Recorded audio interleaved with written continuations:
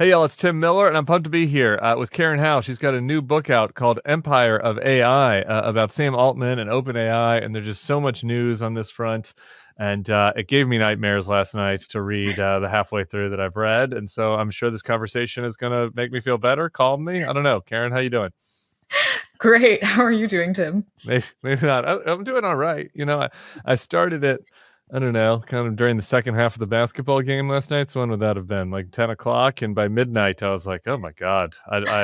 My concerns about AI apocalypse increased about 30% the more I learned about Sam Altman. So that's not good. We never overlap. Despite being gay and in the Bay Area together, I was never invited to his dinner salons. So your insight is the closest I've gotten to it. But I want to start here. So for folks who are watching this, I think there's just going to be varying degrees of interest in Sam and in AI. Let's just start with why he is such an important figure and why OpenAI is so important when it comes to this brave new world that we are currently stepping into with regards to artificial intelligence. Oh, I think he's such an important figure because he is OpenAI is a manifestation of him, and OpenAI led the entire AI industry into approaching a particular type of AI development that is now kind of eating the world. And Altman is also very much a product of Silicon Valley, and so I don't want to give him too much credit, Sure. but certainly the way that OpenAI introduced the world to AI through a ChatGPT moment really pegged all of AI development, most of AI development today, to a particular conception of AI that is really built on this idea of scale at all costs. And, it's not a coincidence that Silicon Valley, which has been trying to scale at all costs for a while, would end up developing AI in the same exact way. But Altman is the conduit of that entire enterprise, where he kind of took all the ideas that he kind of grew up with as he was rising as an entrepreneur and then investor in Silicon Valley, and channeled it into this specific organization that became the firing shot, the opening shot of the global AI race that we're in now. Yeah. So I want to get into all this extra, but just you said something that was interesting there that also piqued my interest when I was reading it, which was you have this notion that the type of AI we've gotten to, which is what we're trying to maximize as much compute as possible and make these, apps, as all knowing as possible, et cetera. What was the result of a series of choices, Yeah, and then it didn't have to go this way. And you exactly. alluded to that in that answer. What do you mean by that? What are some other ways that people who were early, because you've been covering this for a long time, who are early Yeah. in the AI research world, what were some other kind of proposed routes that this could have gone? Yeah, so the AI research field has been around for a really long time. It was founded in the 1950s at Dartmouth University.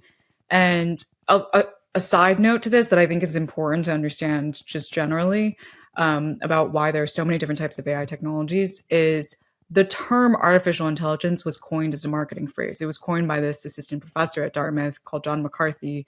And decades later, he said, I invented the term artificial intelligence because I wanted more money for a summer study. So essentially, he picked the name to rebrand research that he was actually already doing under a different name. Hmm.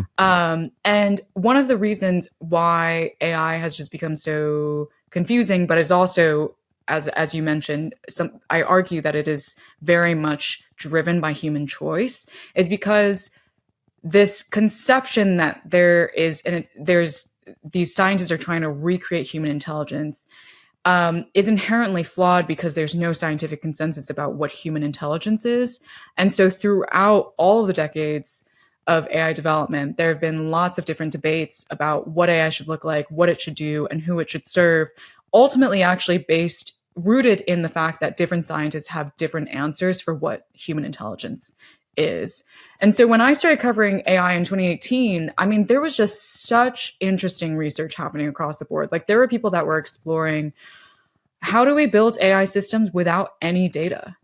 Like, how do we build extremely powerful AI models that can run on device, like on a smartphone? How do we try and capture knowledge?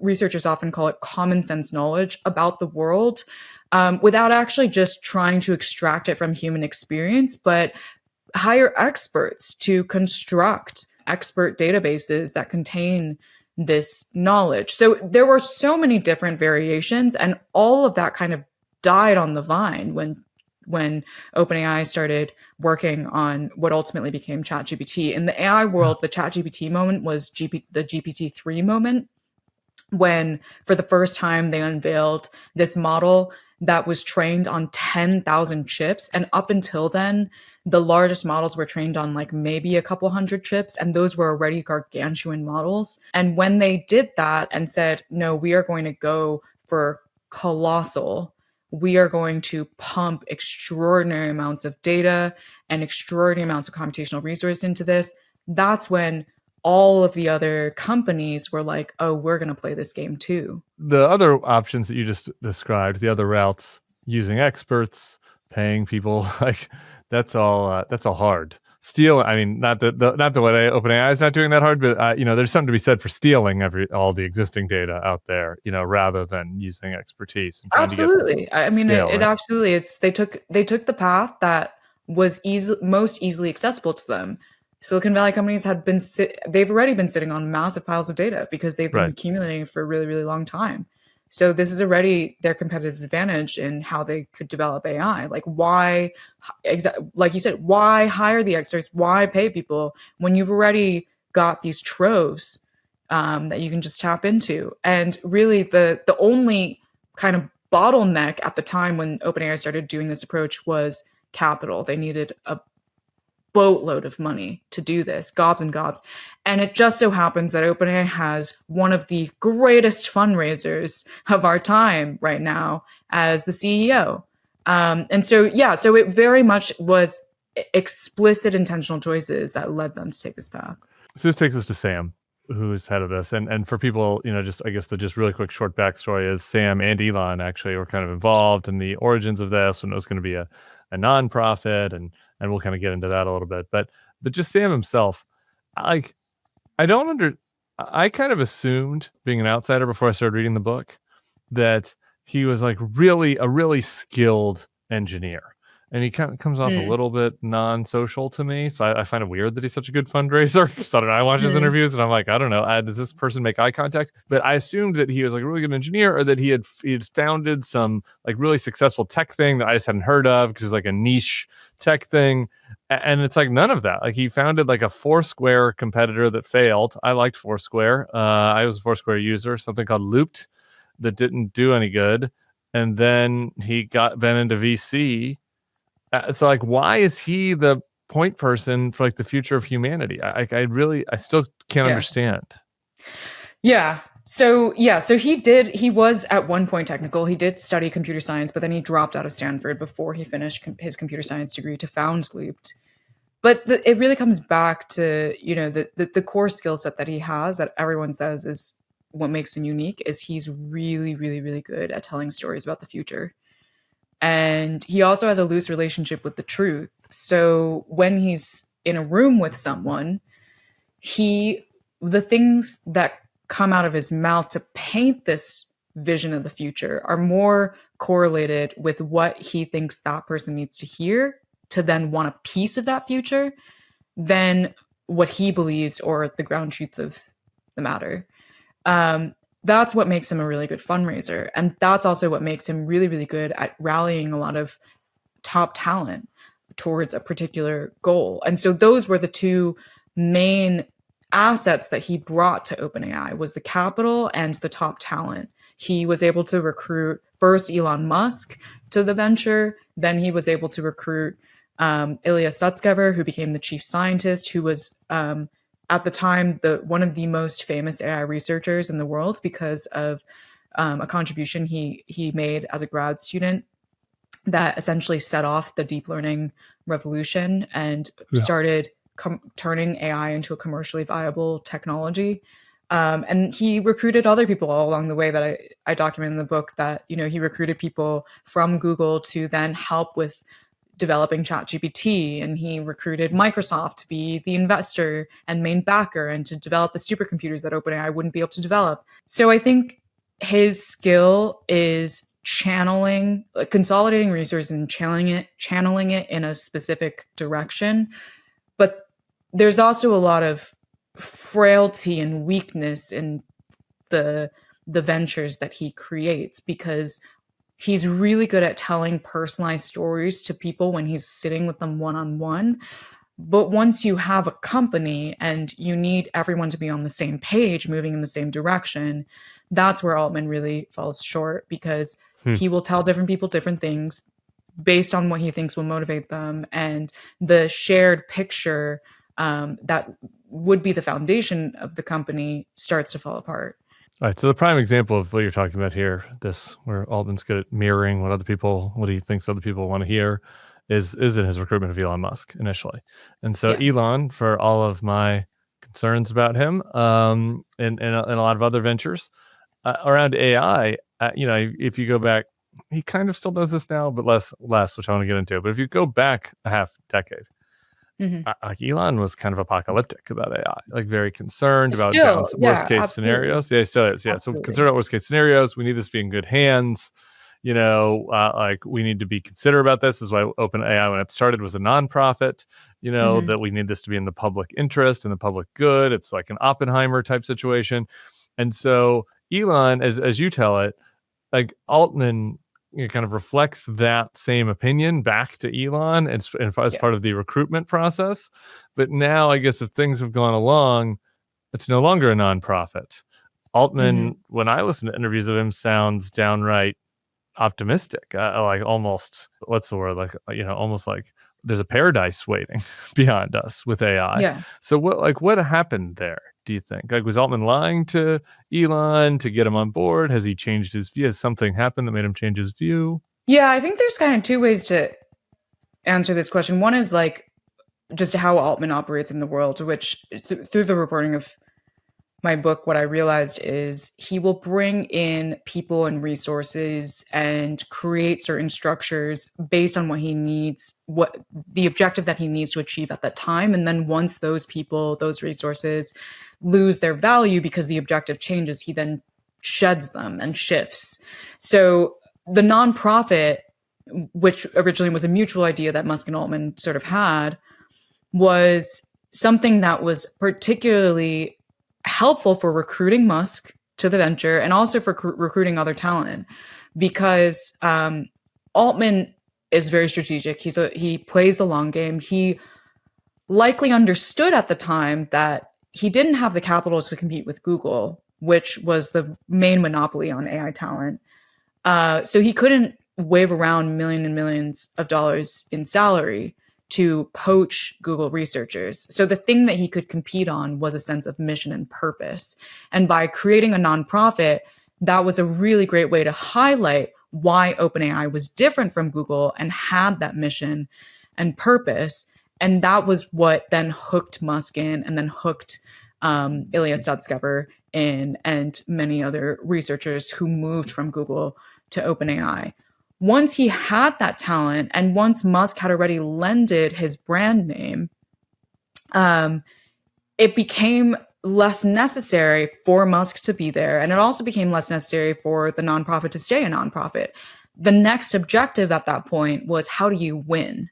How do you build a lab that is going to be number one and beat Google? At that point, now you need capital. And in order to raise capital, you can't stay a nonprofit. You need to create some kind of for-profit fundraising vehicle. And that's when he nests the for-profit and the nonprofit, and Musk doesn't want to be part of it anymore. And it's fine, because he's already taken the value utility from Musk being part of the project and doesn't need it anymore. It's weird to find Musk as the principal person in the story. The other thing during this period that has changed is there's an email from Altman to Musk that you have in the book that's obviously we comply with, aggressively support all regulation. This also speaks to like their concerns about about the downside risks of AI.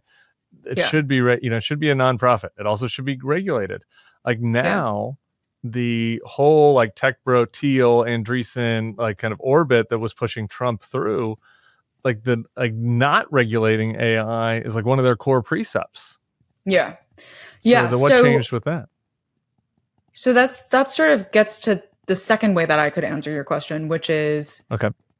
the rhetoric that AI companies often engage in is it takes one of two forms.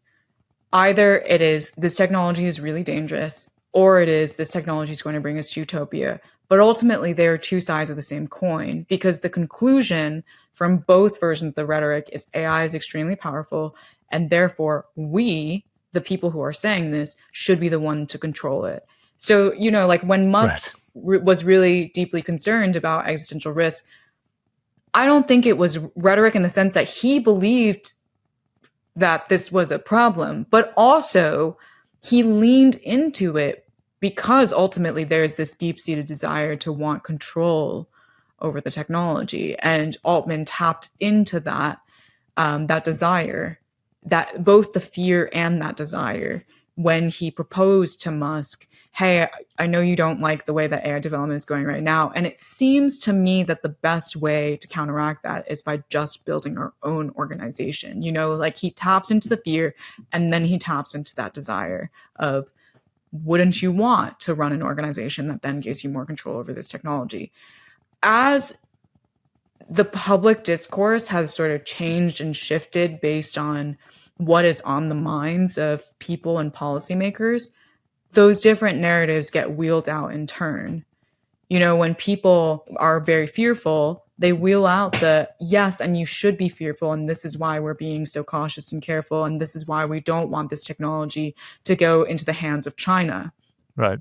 When people are feeling more optimistic, they wheel out and you cannot imagine the prosperity that we will soon see. We don't even have the words to articulate the profound positive transformation that's going to happen. And that's why you can't regulate us. We need to put pedal to the metal to accelerate it. It always goes back to the same goal, which is that they just need to continue moving forward with no obstacles in their way. Like one tangible example about this is the climate side of it. You had a funny exchange with a couple of the guys about how the same paradox is working, right? Where they're like, AI is going to fix the climate problem eventually, right? Like the super intelligence, the AGI will figure something out that'll fix it.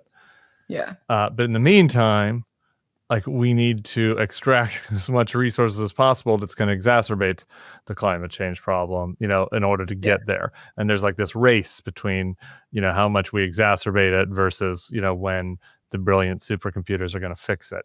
What is your sense for, like, you talk to a lot of folks who are not spinning you, like the real level of concern there, like as far as the climate element to this and just, I guess, that whole kind of conversation? There's no concern at the top at all. Multiple people About their told impact me on the climate. of their impact on the climate. Yeah. Multiple people told me, OpenAI sources told me, this has never once been mentioned in an all hands company meeting. There are actually people who mentioned to me that on the policy side of OpenAI, this came up as this will eventually, like that shoe, the environmental shoe is going to drop. People are going to realize that these have environmental consequences and we're going to have to deal with it as a PR crisis. But it was never mentioned as maybe we should actually think about how we are developing these things to accelerate climate change and accelerate other kinds of environmental issues like people's access to fresh water resources. Never once happened. To the point where... Do you feel an ethical issue like with the climate side of it? Like, it's hard for me to wrap my head around like how real the climate, like, should I not be asking ChatGPT to make me funny pictures because I'm killing a tree? It is becoming a huge issue. Like, there are projections that say that at the current pace of data center development to support these AI ambitions, in 5 years, at the end of the decade, we will need to slap the equivalent of 2 to 6 Californias of energy demand onto the global grid. And all of that energy demand the majority of it will be serviced by fossil fuels because these data centers have to run 24/7. They cannot run on renewable energy. The sun and the wind don't blow and shine all the time.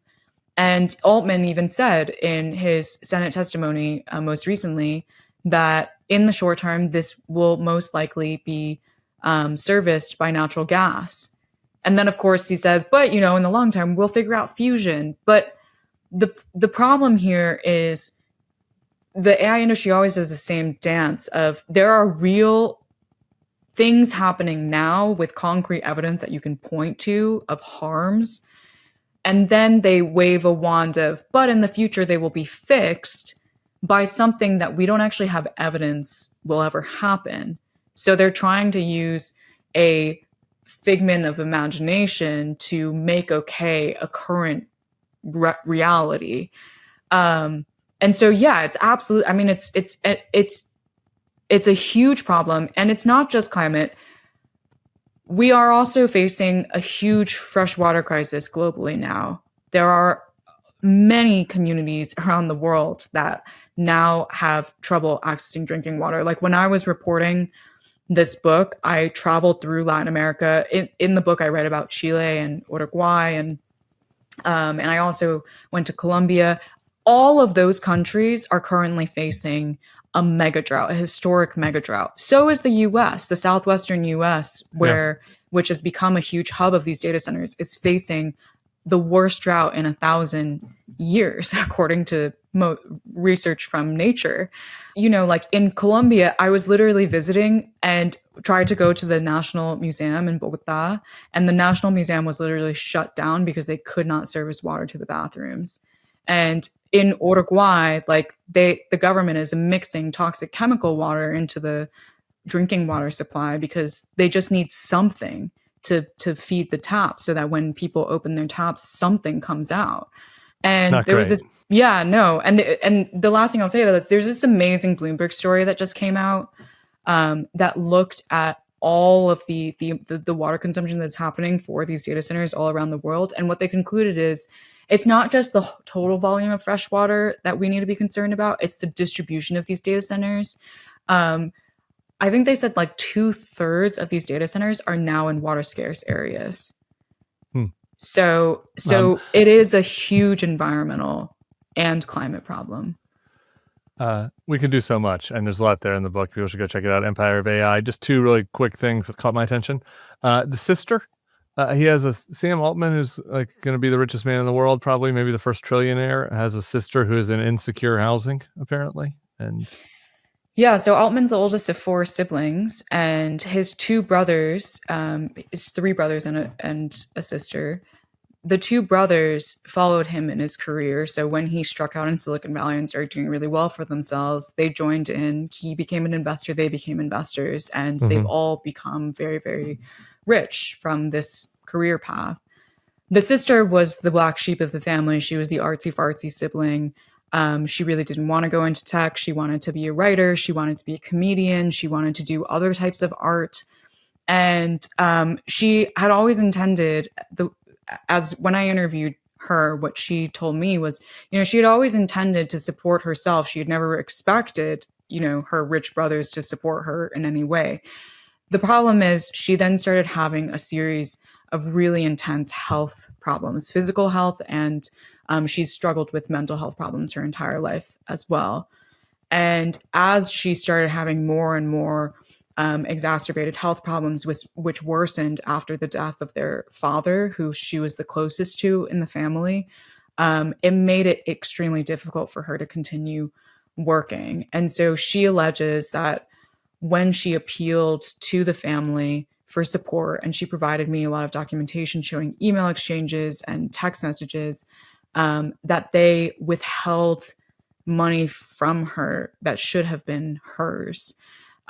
She learned that her dad had left her a pool of money, and she tried to access it to support unemployment and support the ability to heal her physical and mental health. And her mother and brothers stepped in, and they frame it completely differently. They dispute the way that she characterized it. They said that she already had some money, and they were really worried about exacerbating her mental health challenges by giving her access to more money. But essentially the effect was that she ended up in a place where she had no money, and she turned to sex work to start paying her bills. And she then ended up in a period of years where she just faced a lot of housing insecurity, food insecurity, economic insecurity. And ultimately, one of the reasons why I highlight her experience in the book is I think Annie is very much more representative of the way that the majority of the world lives than Sam is. And her life is an interesting case study of the impact that AI has on people who live like Annie, which is most people. Yeah. In that when these companies talk about AI, they talk about it solving poverty. Like Altman has said, AGI should solve poverty. And AGI will cure cancer and bring accessible, affordable healthcare to everyone. And AGI is going to make all your economic problems go away. And the problem is she was facing all these intersecting challenges, health challenges, economic challenges, mental health challenges, and she wasn't getting any benefit out of AI. And in fact, actually, she was having trouble accessing economic opportunity online. She was trying to monetize a podcast. She was trying to monetize a YouTube channel. And she consistently felt like she was being shadow banned. And when I talked with researchers and experts about this particular issue, they mentioned, because she was involved in sex work, that's how the internet works. They use AI systems to track sex workers, even in platforms that are completely unrelated to their sex work, to limit their distribution. In some ways, you're making this a policy thing, but there's a human element to this. He's unbelievably rich. I understand that these things are complicated, but I think it reflects a little bit about how much he's going to think about the impacts, what he's doing on people that are going through issues, how he thinks about this when it's his sister going through the issues. I'm sorry, I'm running out of time, but I just really quick. So he partnered up with the guy that designed the iPhone, Jony Ive, and they have a new product that they're teasing. Looks like it's going to be a smart brooch. That's what we'll call it, a super smart brooch. Can you give us just 1 minute on what you think they're planning with the brooch? Altman recently said in an interview, his strategy is to try and do as many things as possible to create as many products, as many surfaces through which people can interact with their technologies. So hardware is a very logical step under this strategy. They've thus far been using the hardware that people already have. They're creating apps that install on your phone and apps that are on your computer.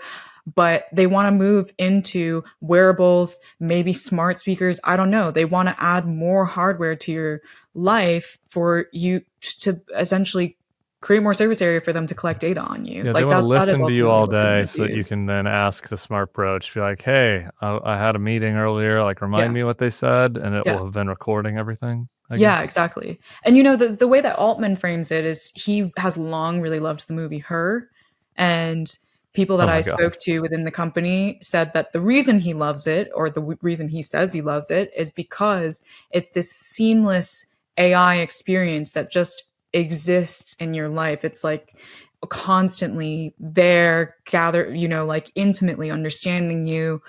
But the cynical take is that it's just more ways to collect more data on you, because ultimately that is one of the key ingredients to training their larger and larger models. Boy, I got to tell you, I'm some viewers won't believe this because there's so much bad stuff happening. I'm always negative, but I'm an optimist by nature. Actually, I was a very excited tech person. I was going to South by Southwest in the mid 2000s and so excited about all these new things that were coming. And I have my will towards techno optimism has been stripped from me, page by page in your book, and also in some other things that are happening out there in the world. But anyway, people should read it anyway. It is called Empire of AI. It's Karen Hao. Thank you so much for spending time. Good luck in the book tour, and let's stay in touch, as I'm sure this stuff is going to be in the news. Thank you so much for having me, Tim. Hey guys, it's Tim and Sarah. We're here with my frenemy, John Lovett from Love It or Leave It. June is Pride Month, and we're going to be live in D.C. on June 6th for World Pride for a very special live show fundraiser featuring the three of us, plus some gay special guests. Crooked and the Bulwark will be donating the proceeds from this fundraiser to the Immigrant Defenders Law Center to support Andre Romero, the makeup artist who the Trump administration wrongly disappeared to El Salvador and who is currently being held in Secot. Go to crooked.com/events. And we will see you all on June 6th.